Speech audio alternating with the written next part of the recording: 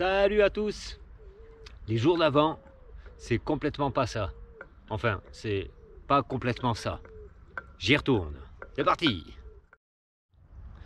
J'étais sur cette image du chien qui nous mord. Alors, on va se mettre en programme dans notre tête. Les chiens sont dangereux, les chiens ça fait mal. Cette image-là, elle marche sur tout un panel. Mais étant donné que c'est très physique, un petit peu, il y a toute une partie qui nous manque, moi en tout cas qui me manque. Ça veut dire quoi? Ça veut dire qu'un chien nous mord, si on garde cette image-là, bon ben oui, il y a un moment, la douleur physique, parce que les crocs dans la chair et tout ça, mais ça, on va pas pouvoir faire grand-chose, quoi. Oui, ça fait mal et ça fait mal. J'ai pas encore trouvé d'image, peut-être je vais la trouver pendant cette vidéo pour imager une autre situation.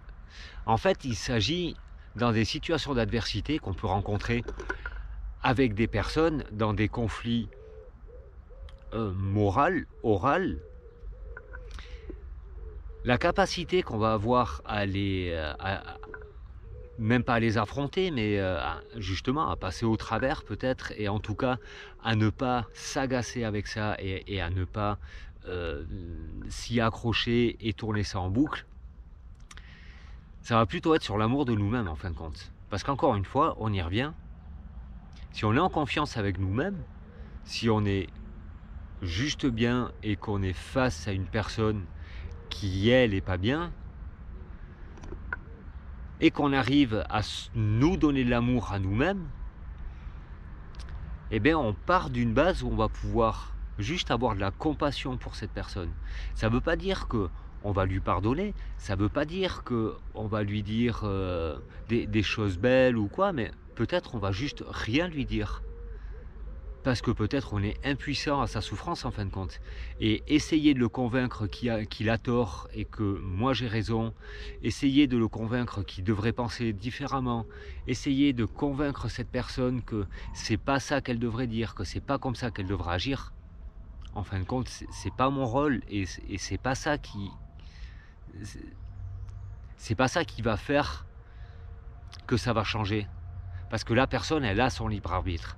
La personne, elle va décider elle-même si elle a fait une erreur ou pas. Par contre, moi, ne pas me laisser atteindre par ça, parce que je suis bienveillant avec moi-même, parce que j'ai de la compassion pour cette personne, parce qu'en fin de compte, si elle fait ça, c'est pas parce qu'elle est malveillante. Il y aurait une théorie qui dirait qu'en fin de compte, les gens malveillants, il y en a très très très peu. Il y a énormément de gens en souffrance. Et qui vont remettre leur souffrance à l'extérieur. Mais en fin de compte, moi je le fais. Moi je le fais clairement. Avant-hier, c'est là où je me suis perdu un peu dans ma vidéo, où je parle du développement personnel, tout ça.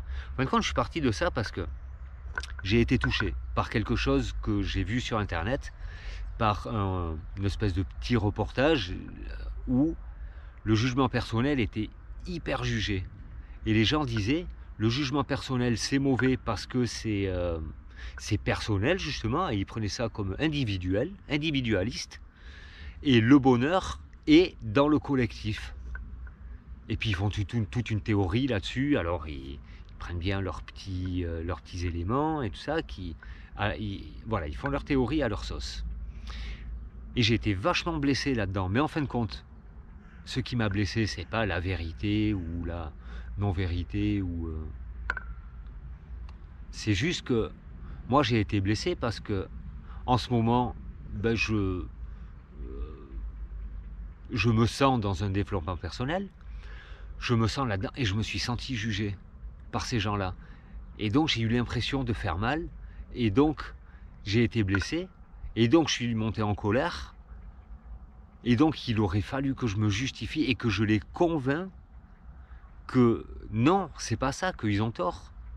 Et même éventuellement la personne qui a mis ce post, et bien pareil, j'ai eu une espèce d'aigreur, parce que tout d'un coup, mais pourquoi cette personne-là, elle met ce reportage-là? je me suis juste senti agressé et il a fallu que je justifie pourquoi je me sentais agressé et pourquoi ils avaient tort alors que moi j'avais raison. Et ça, c'est de la malveillance envers moi-même. Si j'avais eu de la bienveillance envers moi-même, que je m'étais envoyé de l'amour à ce moment-là, je me dis, mais les gens, ils pensent ce qu'ils pensent, et puis en fin de compte, c'est pas ça qui va changer mon monde, en tout cas. Moi, j'avance comme moi, je l'entends le mieux possible pour moi. Et puis, il y a d'autres gens qui avancent comme eux, ils le sentent le mieux possible pour eux, parce qu'en fin de compte, ces gens-là, ils sont pas du tout malveillants, puisque à quelque part, ils veulent dire, le bonheur, c'est comme ça. Ils parlent de leur vision, ok, mais ils ont quand même envie, depuis leur vision, de dire, mais là, vous n'êtes pas dans le bonheur, c'est autrement. Donc, c'est de la bienveillance, en fin de compte. C'est de la bienveillance qui m'a mis en colère, de Dieu. Voilà, pour aujourd'hui. Je pense que ça rajuste un petit peu des deux vidéos d'hier où, en fin de compte, face au chien, j'étais dans l'image de contrecarrer une situation. Le chien, il m'agresse. Du coup, je vais affûter mon esprit pour ou fuir ou lui mettre une calotte. Et ça, c'est de la réaction. Et c'est pour ça que le côté physique, le côté agression physique, il n'est pas bien adapté là-dedans en fin de compte, parce que oui, si on a une agression physique, alors dans ces cas-là, notre cerveau primaire a raison de penser qu'on est en danger. Donc on doit réagir, la fuite, l'attaque. Mais quand c'est pas le cas, quand mon intégrité physique, elle n'est pas engagée, alors dans ces cas-là, on passe sur un autre plan. Et je vais continuer la réflexion là-dedans. Allez, en attendant, c'est parti pour demain, l'aventure. Ciao!